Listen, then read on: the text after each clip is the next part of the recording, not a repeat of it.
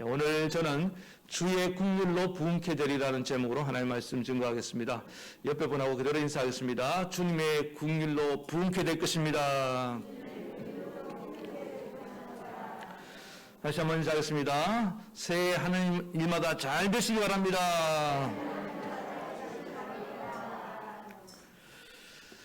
해마다 담임 목사님들이 새해 표를 정하려고 기도를 합니다.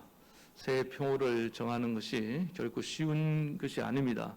목사님들이 모여서 목사님은 새해 표를 뭐로 정했습니까? 아직 못 정했는데요. 그럴 때가 있습니다. 그럴 때마다 이 표를 정하는 것이 결코 쉬운 일이 아니구나. 아무 성경 구절이나 갖다 놓고 시작하면 되는 것이 아니구나 하는 것을 느낍니다. 작년에는 제가 표를 정하는 것이 그렇게 어렵지는 않았습니다. 작년에는 누구나 올해 작년 전망을 하기를 코로나 상황이 지속될 것이라고 예측을 했고 거의 틀리지 않았지 않습니까?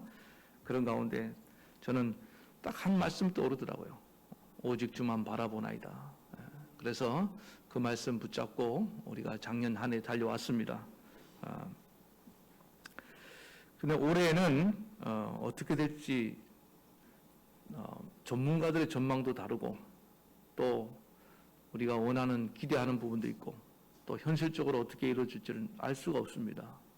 그런 가운데 작년 추수감사절 끝날 쯤에 하나님 내년에 어떤 말씀을 주시겠습니까? 이렇게 간절히 기도하는 가운데 하나님이 별로 이렇게 응답을 안 해주신 것 같더라고요. 내년에는 하나님 도대체 어떤 표를 내걸고 어떤 방향으로 나아가야 됩니까? 말씀이 없으신 것 같아서. 근데 하나님은 응답을 해주실 때 직접 해주시기도 하지만은 다른 방법을 통해서 응답하실 수 있는 것을 믿으시기 바랍니다. 그래서 성경을 읽기 시작했습니다. 읽다가 신명기 오늘 본문 30장의 말씀이 제 가슴에 와닿기 시작했습니다. 오늘 말씀을 제가 한번 다시 읽어드리겠습니다. 내 하나님 여호와께서 내 마음을 돌이키시고 너를 긍휼히 여기사 포로에서 돌아오게 하시되 내 하나님 여호와께서 흩으신 그 모든 백성 중에서 너를 모으시리니 내 쫓겨간 자들이 하늘가에 있을지라도 내 하나님 여호와께서 거기서 너를 모을 것이며 거기서부터 너를 이끌 것이니라. 이 말씀이 가슴에 메아리 쳐오는 것을 가슴에 이렇게 꽂히는 것을 제가 느낄 수가 있었습니다. 그래서 이 말씀이구나. 이 말씀을 붙잡고 내년도 목회를 해야겠다. 우리 모든 성도들 하여금 이 말씀에 소망을 주고 붙잡고 나아가도록 해야겠다. 그런 결단을 내리게 되었습니다. 조금 분석을 해보면은 이 말씀이 너를 긍휼히 여기시리라. 그렇지. 작년에 우리가 그렇게 지금까지 한 2년 동안 이렇게 힘들어했으니까 하나님 우리를 긍휼히 여기실 때도 되었지. 이 긍휼이라는 단어가 저를 사로잡았습니다. 그 다음에 하나님께서 포로에서 돌아오게 하신다. 흩어진 자들, 저 하늘가에 있는 자들까지도 하나님이 모아서 돌아오게 이끌어 주시리라. 너무 가슴이 와닿는 거예요. 지금 우리가 다 포로 상황 아닙니까? 너도 나도 자기 집에 갇혀 있고 어디 꼼짝도 못하고 두려워서 예배 드리고도 못 나오는 분들 포로된 자들입니다. 지금 통계에 의하면 코로나19 팬데믹이 터지면서 교회를 아예 안 나오는 분들이 한 20%가 있대요. 그 이전에 가나안 성도 뭔지 아시죠? 안 나가 성도. 교회 안 나가는 인구가 전체 기독교인의 10%입니다. 거기다 20%를 합치면은 대략 한 30%의 지금 기독교인들이 교회에 아예 안 나오고 있어요. 그나마 거기서 온라인 예배라도 잘 드리는 온라인 성도들은 좀 낫습니다. 이게 우리 지금 현실입니다. 거기다가 여러 가지 시험이 들고 또 실망해서 상처받아서 떠난 정말 마음이 저 하늘까지 가 있는 분들, 저는 이 하늘가에 가 있을지라도 이 말씀이 우리가 물리적인 그림 별로 의미가 없잖아요. 서울에서도 여기까지 1시간이면 오는데 그렇지 않습니까? 더 큰 문제는 뭐냐? 마음이 떠나간 거예요. 마음이 떠나가면요 코앞에서도 안 쳐다봅니다. 그렇지 않습니까? 같이 사는 부부 보세요. 마음이 떠나가니까 쳐다도 안 보잖아요. 저는 이 하늘가에 가 있는 사람 누구냐? 마음이 떠나간 자들이에요. 그런 자들도 하나님이 긍휼을 베푸시고 하나님이 은혜를 베푸시면 돌아오게 될 줄로 믿습니다. 그게 부흥이에요. 그 다음 5절에 가니까 다시 땅도 차지하게 해주신다. 너희 조상들보다 더 번성케 해주실 것이다. 사실 이 신명기 말씀은 이제 막 가나안 땅에 들어가야 되는 출애굽 2세대들에게 다음 세대들에게 주신 말씀 아닙니까? 그런데 역사적으로 보면은 그들이 그 땅을 차지하고 누리고 그 후손 때에 가서 어떤 일이 일어납니까? 하나님이 그 땅에서 쫓아내버립니다. 바벨론 포로로 쫓아버렸어요. 그러니까 빼앗기는 일까지 미리 예언하고 있는 거예요. 그렇게 너희들이 한번 땅을 잃어버리고 포로 흩어지고 포로 생활을 할지라도 하나님이 때가 되면 긍휼을 베푸셔서 너희를 돌아오게 하신다. 이 일을 미리 지금 말씀하고 있는 겁니다. 모세를 통해요. 아직 땅도 안 차지했는데 그 땅에서 일어날 수백 년 뒤의 일까지도 모세가 지금 말씀하고 있는 거예요. 저는 오늘 이 주님의 긍휼의 말씀과 이 부흥의 말씀이 저에게 엄청난 소망이 되었습니다. 이 광경을 한번 상상해 보세요. 뿔뿔이 흩어지고 포로되어 있는 자들이 다 이제 그 묶음을 풀고 마음을 돌이켜서 주님께로 돌아오는 그 장면, 사막의 강물처럼 막 이렇게 찾아오는 장면, 저 하늘의 구름대처럼 다가오는 장면을 한번 상상해 보세요. 제가 한번 우리 교회 위로 파란 하늘에 양떼 구름이 구름대처럼 구름대 사진을 보여준 적이 있잖아요. 다시 정식으로 제가 이제 홈페이지에 올려놓든지 할게요. 한번 여러분 그 말씀 문자 보낼 때 다 한번 보내드려야겠네, 신년에. 저는 그런 게 보입니다. 바라볼 때 마음이 얼마나 기쁨이 넘치는지 몰라요. 이 말씀을 딱 받고 제가 눈으로 묵상을 하면서 그 장면을 다시 상상하기 시작했습니다. 예배당이 꽉 차서 우리 아이들과 3대가 모여서 부모님, 할아버지 세대, 부모님 세대, 자녀, 증손주까지 할까요? 4대가 모여서 하나님 앞에 정말 기쁨으로 감격하며 예배하는 그런 장면들. 그러니까요, 입맛이 돌아오더라고요. 여러분, 우리가 너무나 힘들어갖고 의욕이 다 정말 얼마나 지금 떨어져 있습니까? 예? 걸음걸이도 축 처져갖고는. 그런데 소망이 생기니까 다시 삶의 의욕이 생겨나더라고요. 여러분, 밥맛이 돌아올 줄 믿습니다. 걸음걸이도 달라져요.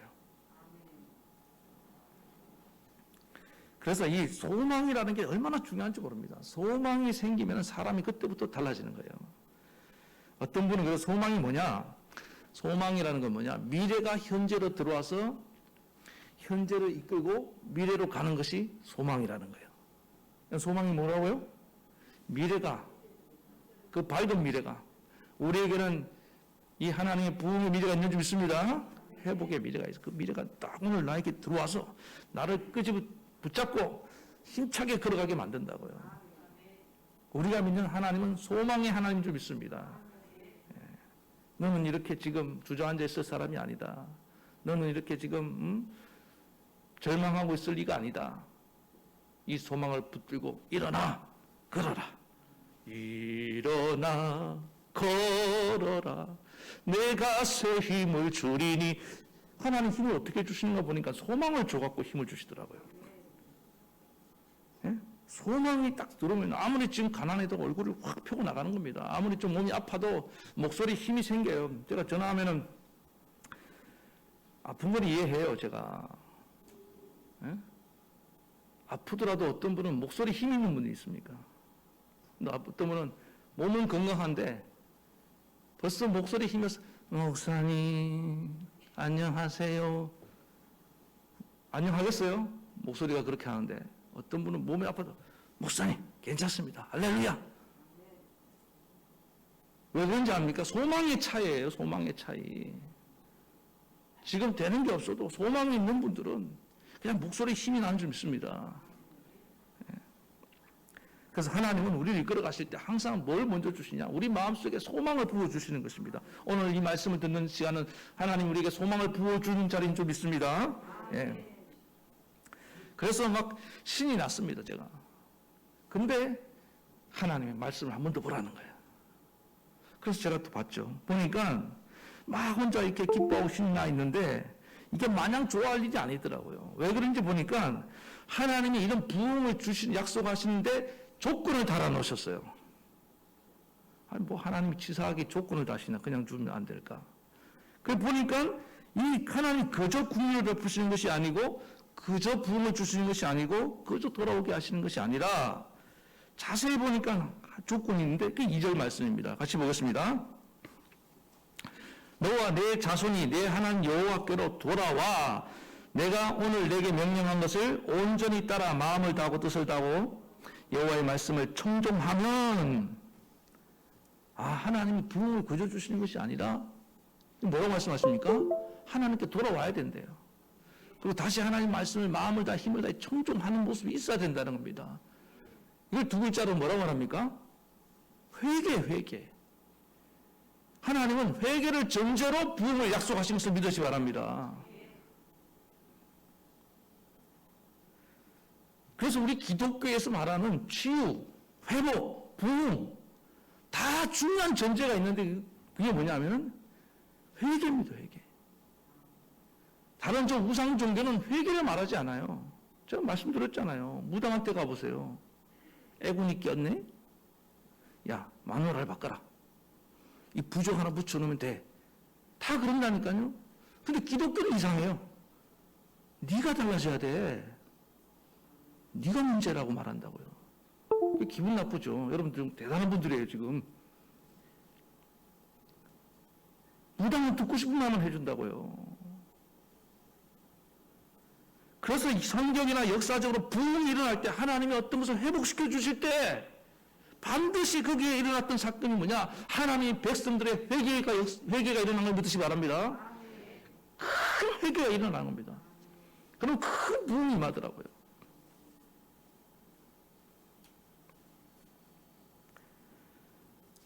오늘 이 신명기 30장의 말씀은 아까 장차 일어날 회복에 관한 말씀인데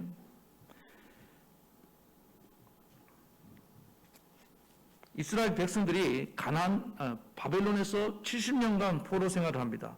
그 포로 생활이 끝나고 돌아오는데 앞장섰던 대표적인 지도자가 느헤미야입니다.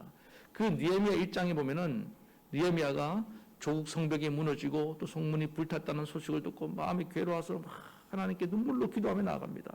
그때 느헤미야가 붙잡았던 말씀이 이 신명기 30장이 오늘 이 본문의 말씀을 붙잡고 기도하더라고요. 제가 한번 읽어드리겠습니다. 약속을 지키시고 언약을 지키시고 긍휼을 베푸시는 주여 우리 이스라엘 자손이 주의 계명을 어기고 범죄한 죄를 자복하나이다. 우리가 범죄하면 여러 나라 가운데 흩을 것이요 만일 내게로 돌아와 내 계명을 지키면 너희 쫓긴 자가 하늘 끝에 있을지라도 내가 거기서부터 그들을 모아 돌아오게 하리라 하신 말씀을 기억하옵소서. 정확하게 이 신명기 30장에 하신 이 말씀을 느헤미야가 기억하고 그 말씀을 붙들고 하나님께 회개하며 기도하며 나가더라는 거예요. 그랬더니 하나님께서 느헤미야를 통해서 조국 성벽을 재건하고 다시금 예루살렘을 재건하는 일에 귀하게 사용하신 걸 믿으시기 바랍니다. 부흥의 길이 열리게 됐다는 거예요. 그래서 하나님께서 오늘 우리에게 요구하시는 건 한 가지 하나입니다. 회개하라는 거예요. 그러면은 부흥을 주시겠다는 겁니다. 우리는 다 하나님 긍휼이 필요하다고 말합니다.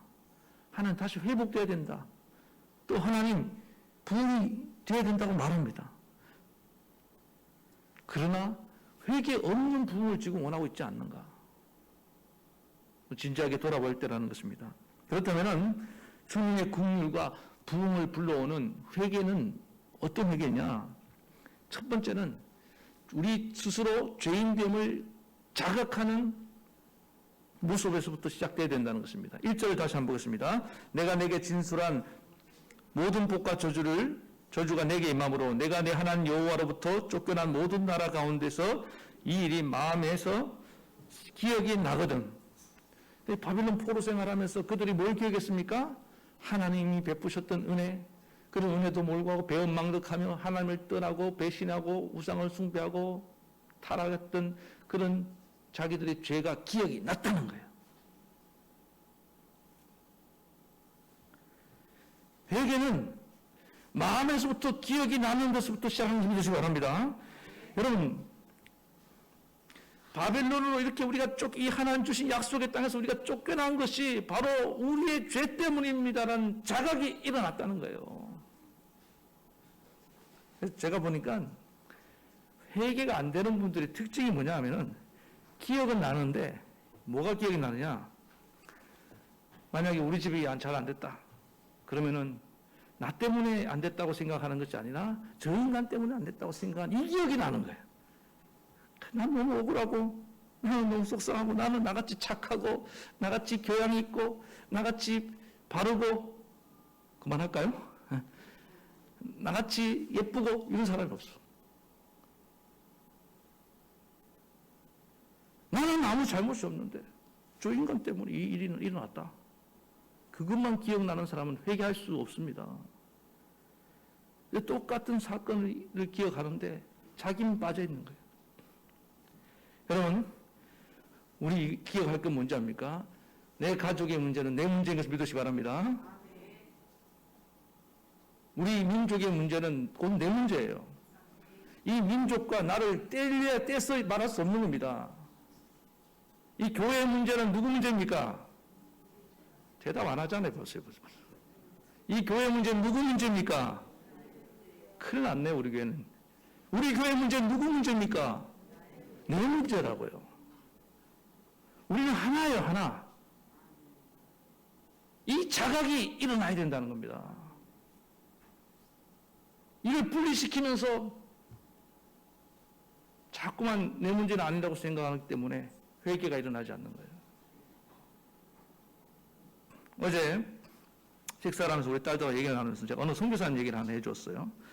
카자흐스탄에서 현지인들 대상으로 아주 목회를 잘하고 계시고 큰 부흥을 일으키신 목사님인데 이분이 이제 아내와 함께 하나님 소명을 받고 무작정 독일로 이제 신학 공부를 하러 유학을 갔어요. 유학을 갔는데 부모님들이 양가 부모님들이 종교가 다르고 또 탐탁하게 생각을 안 해서 지원을 안 해준 겁니다. 잘 사는에도 불구하고.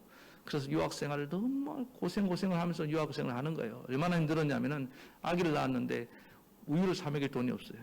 그래서 빈병을 팔아가지고 아기는 우유를 사 먹이고 본인들은 굶고 온갖 접시 닦기 온갖 허드렛 일 안 해본 게 없습니다. 그렇게 낮에 일하고 밤에 공부하면서 그래도 하나님 은혜 주셔갖고 학위 과정은 잘 이렇게 밟게 됐답니다. 근데 문제는 뭐냐면은 6년 동안에 고생을 하고 밑바닥 인생을 살다 보니까 이 아내와 안 하던 다툼이 자꾸 일어나더라는 거예요. 싸움이 나더라는 거예요.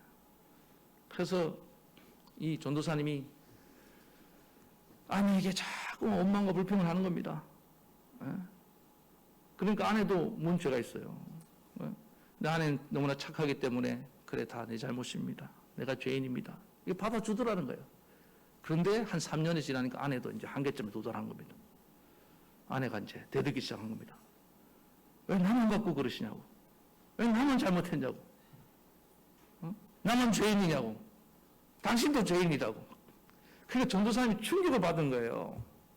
화학끼리 얘기한 건데 나보고 죄인이라고 말하니까 그게 너무 속이 상해서 잠도 아주 안 오고 막 울분이 막 올라오더라는 거예요. 그리고 난 뒤에 전도사니까 기도를 해야 되잖아요. 새벽에 그 독일의 그 숲에, 독일은 숲이 맞나 모양이죠. 기도할 때를 찾아서 숲에 들어갔는데 하나님께 이제 막 쏟아붓는 거예요. 하나님, 나는 지금까지 한 번도 싸움이라는 걸 해본 적이 없는데 내가 지금 우리 와이프랑 이렇게 싸우고 살아야 됩니까? 그리고 하나님, 제가 유학을 오고 싶어서 왔습니까? 다 나오는 거예요. 하나님 감동해 주셔서 가라 해서 온 건데 왔으면 돈을 주셔야지 말이야. 돈도 안 주고 이렇게 생고생을 시키십니까? 이렇게 마음속에 막 엉어려진 것들이 쏟아져 나오더라는 거예요. 예? 내가 뭘 그리 잘못했습니까? 하나님. 이렇게 한참을 막 울면서 기도를 하는데 갑자기 하나님이 탁 하나 깨닫게 해주시더라는 거예요. 야, 네 꼴을 좀 봐라. 너 앞으로 수많은 영혼을 사랑하고 건지겠다고 말하면서 네 사랑하는 아내 하나도 사랑하지 못하는 주제에 어떻게 이웃을 사랑하고 수많은 영혼들을 네가 사랑하고 품을 수 있겠느냐? 네 아내도 하나 품지 못하는 주제에 누굴 품겠다고 말하느냐? 그런 감정이 딱 오더라는 거예요. 그러니까 할 말이 없잖아요. 그때 다시 뜨거운 눈물이 흐르면서 주님, 제가 죄인입니다. 제가 죄인 중에 괴수입니다. 주님 저를 떠나소서. 베드로의 고백이 나오더라는 거예요. 자기는 정말 신실하고 하나님 말씀이라면 뭐든지 다 하려고 결단한 그런 착한 종인 줄 알았는데 하나님이 6년이라는 이 궁핍한 생활을 통해서 자기를 막 이렇게 송두리째 흔들어 버렸던 거예요. 여러분 막 이 흔들면 어떻게 됩니까? 밑에 깔려있는 그 불순물이 막 올라와서 섞이잖아요. 지금 우리가요 다 고요하니까 문제가 없어 보이죠. 하나님이 막 흔들면요 다 올라오게 돼 있습니다. 다 밑에 밑바닥에 깔려있는 그 더러운 찌꺼기 먼지들이 다 올라오게 돼 있어요. 정나하게 하나님이 자기 실체를 보게 하기 위해서. 나는 참 선하고 교양 있는 줄 알았는데 아내랑 이렇게 나도 막 대판 싸울 수밖에 없구나. 뭘 보게 하신 겁니까? 네가 얼마나 큰 죄인인지 네 보라는 거예요. 그래서 하나님 앞에 눈물로 회개하고 난 뒤에 그때 하나님의 음성이 들려오는데 하나님 뭐라고 말씀하냐? 종아, 내가 너를 사랑하노라. 그때 비로소 하나님의 그 음성이 들려오더라는 거예요. 근데 그때 그 음성을 듣고 나니까 박사학위 10개 받은 것보다 더 기쁘더라는 거예요. 지금 박사학위 하나 받으려고 이렇게 죽을 고생하면 공부를 하는데 그래서 그 후로부터 아내와 화해는 물론이고 하나님이 이제 선교의 사역을 열어주시는데 놀랍게 부흥이 일어나더라는 거예요. 저는 이 얘기를 들으면서 제 자신이 많은 은혜를 받았습니다. 목회자는 항상 가르치는 입장이 있다 보니까 성도님들이 잘못한 건 보지만 자기가 뭘 잘못인지 못 볼 때가 많잖아요. 그래서 하나님, 죄가 죄인입니다. 그리고 그 선교사님이 그 후로 결심한 바가 있는데 누구도 판단하거나 정죄하지 않겠습니다. 여러분 우리는 누구도 판단하거나 정죄해서는 안 되는 줄 믿습니다. 이런 각성이 내 안에 일어날 때 그때 하나님이 이제 비로소 부흥의 길을 이끌어 가시는 거예요. 누가복음 15장에 그 짐나간 탕자가 보세요. 돼지가 먹는 주염 열매도 없었잖아요. 그때 본인이 스스로 돌이키면서 내 아버지 집에는 양식이 풍족한 품꾼이 얼마나 많은가. 나는 여기서 주려 죽는구나. 이러라 아버지께 가서 이르기를 아버지 내가 하늘과 아버지께 뭘 지었습니까? 죄를 지었나이다. 지금부터는 아버지의 아들이라 이끌음을 감당하지 못하겠나이다. 나를 품꾼의 하나로 써주소서. 이게 뭡니까? 기억이 났다는 거예요. 내가 지난날 내가 얼마나 큰 죄를 짓고 아버지의 마음의 대못을 받고 내가 이렇게 나온 죄인인지를 자각을 했다는 겁니다. 이런 자각이 일어나니까 그애가 효자가 되잖아요. 그래서 하나님 복이 임하기 시작하는 겁니다. 오늘 하나님 우리에게 이런 고통의 시간들을 주신 것은 우리에게 마음으로부터 회개할 기회를 주신 것인 줄 믿습니다. 이 시간을 헛되이 보내면 안 된다는 거예요. 한국교회, 우리 지금 계신 교회를 하나님이 쉐이크 전체로 흔들어 갖고 우리를 탁 지금 우리 자신을 돌아보게 만들고 있는 거 아닙니까? 우리가 하나님 교만했습니다. 우리가 하나님 믿는다고 하시면 우리 삶이 뒷받침되지 못했습니다. 우리가 이 세상 사람과 다를 바가 없었습니다. 이런 것들을 정확하게 지금 우리의 치부를 하나님이 정확하게 지금 다 보이게 하시면서 오늘 우리 가슴을 치며 하나님 앞에 나오게 만들고 계신 것을 믿으시기 바랍니다. 예? 그런데 이런 회개의 마음이 꼭 고난의 흔들림이 있을 때만 일어나는 건 아니에요. 나는 평탄하고 아무 문제가 없지만 어느 날 하나님 말씀이 나를 흔들어 놓을 때가 있는 줄 믿습니다. 다윗 같은 경우도 보세요. 범죄했지만은 여전히 왕으로 자라고 있었어요. 왕궁에서 편안하게 살았어요. 그러나 어느 날 나단 선지자가 와서 당신입니다.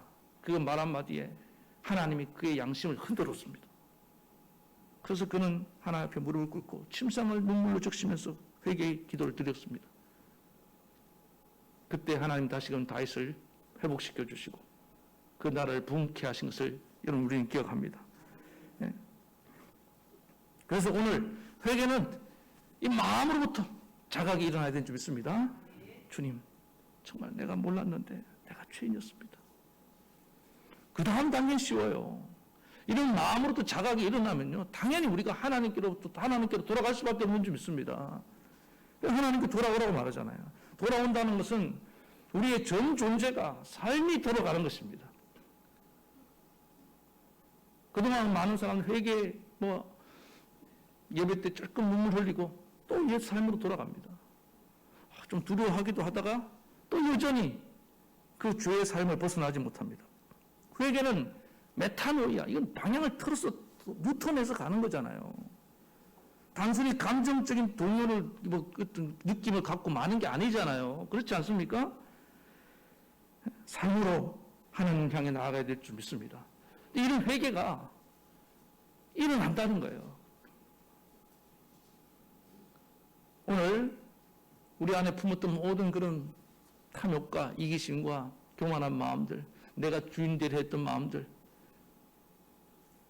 겉으로는 겸손한 척 하지만은 여전히 내 안에 내가 이끌어가려 했던 모든 마음들 다 내려놓는 시간 되기 바랍니다. 교회 안에서는 거룩한 척 하면서 돌아가서는 세속적인 삶을 살았던 모습들, 내 안에 공허함을 말씀으로 채우려 하지 않냐고, 이 세상에 다른 헛된 것들로 채우며 살아왔던 내 삶의 모습들, 여러분 우리 가정에서, 직장에서, 관계 속에서 막 어떤 원망하고 미워할 때가 얼마나 많았습니까? 아까 그 선교사님처럼 집안에서 사랑하는 가족들한테 쏟아부을 때가 얼마나 많았습니까? 이런 모습들이 다 이제 청산되고 돌아서야 되는 줄 믿습니다. 예. 그런데 이 자각이 일어나면 가능하다니까요. 하나님께로 돌아가는 겁니다, 우리가. 미워했던 사람을 사랑하는 마음이 생겨나는 줄로 믿습니다. 이것이 하나님 원하시는 진정한 회개라는 것입니다. 그래서 마지막 단계는 뭐냐 하면은 오늘 2절 후반부에 뭐라고 말씀하시냐? 내가 내게 명령한 것을 온전히 따라 마음을 다하고 뜻을 다해 여호와의 말씀을 청종하면, 이게 다 지속 반복을 뜻하는 현재 진행형으로 말씀하고 있습니다. 한두 번이 아니라 계속해서 하나님 말씀을 듣고 순종하기 시작하면은 어떤 일이 난다고요? 이런 부흥이 일어날 것이다. 지난 성도 영신 예배 때 우리가 하나님 시간 속으로 들어가려면은 하나님 말씀을 계명을 잘 지켜야 된다고 말씀드렸지 않습니까? 똑같은 맥락에서 들으시면 돼요. 그런데 여기 보니까 마음을 다하고 성품을 다하고 뜻을 다한다. 이게 이제 모든 걸 다한다는 뜻 아닙니까? 근데 이게 잘 안 돼요. 근데 아까 마음으로 자각하고 회개하면은 하나님이 우리 마음에 성령을 부으신 줄 믿습니다. 그 성령이 우리로 하여금 호적이 하나님 말씀만 따르도록 그렇게 이끌어 가시는 거예요. 이전에 제가 이제 지난 금요일 새벽 때인가 이런 말씀 드렸습니다. 여호와의 종에 관한 얘기를 하면서 여호와의 종은 하나님의 음성을 듣는 종이다. 근데 여기 청종이라고 했잖아요. 청종은 들을 청자와 순종할 종자 이렇게 듣고 순종하면 이 뜻인데, 순종하려면 먼저 잘 들어야 됩니다. 근데 듣는 것이 왜 힘드냐? 이걸 좀 분석을 해드렸습니다. 여러분, 누군가 얘기를 듣는 것이 왜 힘듭니까? 그 희생이 따르기 때문입니다. 어떤 사람의 슬픈 얘기 들으면 나도 감정 소모가 생겨 안 생겨요? 슬퍼져야 되니까, 공감해줘야 되니까. 그래서 상태가 나쁜 사람은 다른 사람 얘기를 야 듣기 싫어 이렇게 말할 때는 왜 그래요? 내 상태가 지금 나쁘기 때문에 들을 수가 없는 겁니다. 똑같아요. 하나님 말씀을 들을 수 없는 상태에 있는 사람들은 듣지 못합니다. 하나님 마음을 느낄 수 없는 마음을 가진 자들은 하나님 말씀이 고통이에요. 그래서 자꾸만 딴 생각하고 딴 데 보고 안 들으려고 하는 겁니다. 왜? 들으면은 하나님 마음을 느껴야 되니까, 그 아픔을 느껴야 되고 하나님의 그 고통을 느껴야 되니까, 안타까움을 외면하는 거예요. 하나님의 감정을 느껴야 되거든요. 마음을 느껴야 되거든요.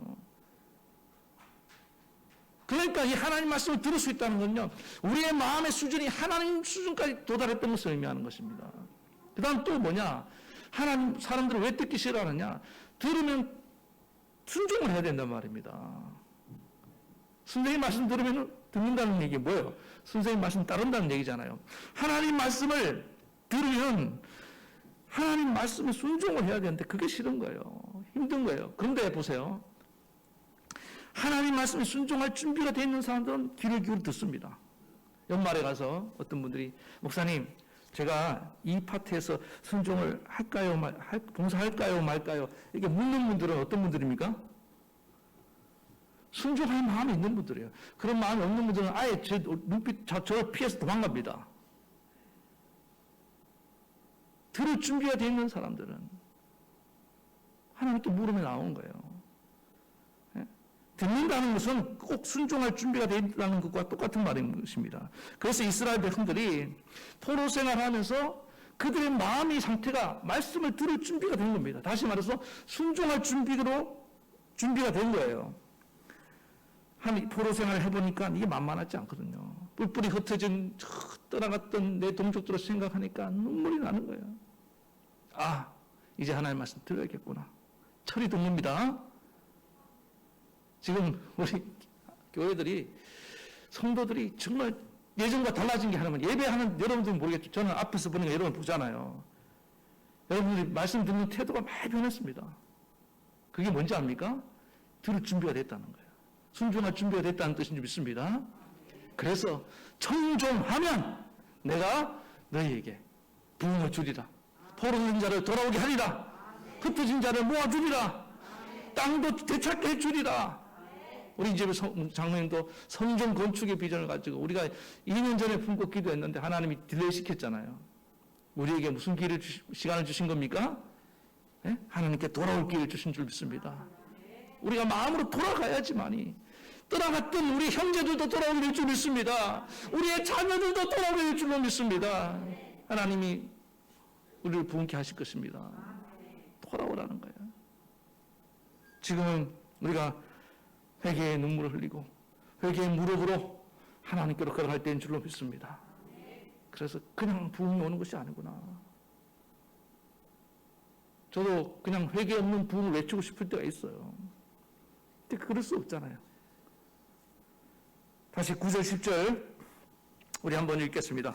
내가 내 하나님 여호와의 말씀을 청종하여 이 율법책에 기록된 그의 명령과 규례를 지키고 내 마음을 다하며 뜻을 다하여 여호와 내 하나님께로 돌아오면 내 하나님 여호와께서 내 손을 하는 모든 일과 내 몸의 모든 소생과 내 가축의 새끼와 내 토지의 소산을 많게 하시고 내게 복을 주시되 곧 여호와께서 내 조상들을 기뻐하신 것 같이 너희를 다시 기뻐하사 내게 복을 주시리로다. 여러분이 하는 일마다 학생들 공부하는 일에 우리 직장에 사업하는 일에 또 우리 또 교회 일도 마찬가지 아닙니까? 여러분들 모든 소생들 가족들 자녀에게 여러분의 여기 뭐 가축들 토지 소산 자산 아닙니까? 여러분 자산에도 복을 줄 줄 믿습니다. 하나님이. 그리고 더욱 중요한 건 뭐냐? 하나님 우리를 다시 기뻐하신대요. 하나님 기쁨이 될 줄로 믿습니다. 그러므로 오늘 우리는 회개하지 못할 이유가 없는 것입니다. 그동안 여러분들 하나님이 오늘 마음에 깨닫게 하시는 것들 내가 하나님 온전히 믿는다고 하면서 예배도 제대로 못 드릴 때가 많았습니다. 하나님 내가 전히 누군가 미워하고 탐욕에 빠졌을 때가 많았습니다. 하나님 생각나게 하는 모든 것들 그것이 무엇이다 할지라도 오늘 가슴을 치며 하나님께 회개하며 나아가서 올 한 해 하나님이 주시는 이 위대한 부흥이 현실로 이루어지기를 간절히 축원합니다. 우리 말씀 생각하시면서 간절히 우리 기도하는 시간 갖겠습니다. 찬양 먼저 부르겠습니다.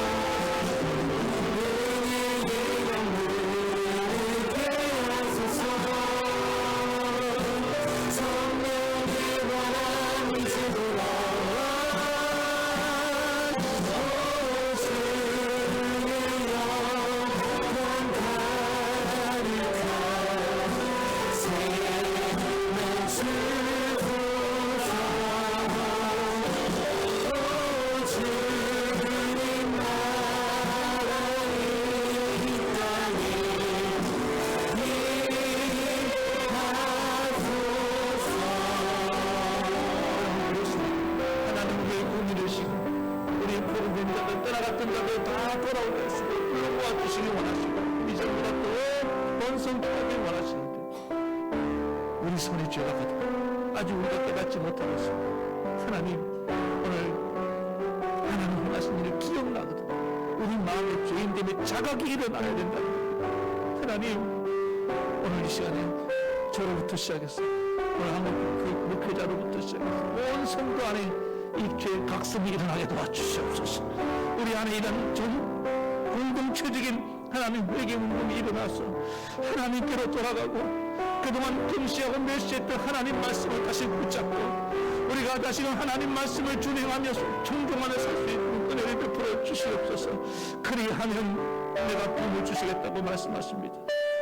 하나님, 부흥 없는 회복과 회개 없는 회복과 부흥을 바라지 말고 오늘 하나님이 기뻐하시는 회개의 사람들 되게 도와주시옵소서. 하나님, 거룩한 것입니다. 아무에게는 줄 수 없습니다. 거룩한 자에게, 회개한 자에게만 주시는 것입니다. 오늘 하나님과 마음으로 회개하오니 오늘 우리 한 해 행복을 주시옵소서.